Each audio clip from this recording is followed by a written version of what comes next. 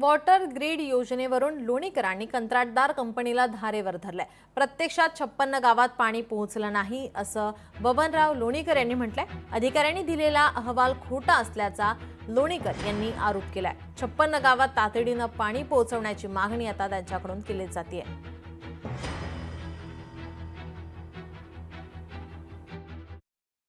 Meeting झालेली आहे। मुख्य अभियंता, जीवन प्राधिकरणचे सगळे अधिकारी, मराठवाडा पातळीवरचे जिल्ह्याचे अधिकारी, गटविकास अधिकारी, परतूर मंठा, सर्व सरपंच, जिल्हा परिषद सदस्य, पंचायत समिती सदस्य, सर्व लोकप्रतिनिधी, अधिकारी, कर्मचारी, ग्रामसेवक यांची मीटिंग झाली आणि या 56 गावामध्ये 4 महिन्यात पाणी द्यायचं आहे अशा प्रकारची आजची ही मीटिंग होती आणि ते काम आता सुरू झालेलं आहे।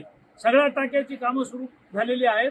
काही गावात पाईपलाईनची कामं सुरू झालेली आहेत। 4 महिन्यात हे सगळं काम संपवायचं आणि सगळ्या 176 गावाला फिल्टरचं पाणी द्यायचं आहे। लोकशाही मराठी ऐका, पहा, जागरूक रहा।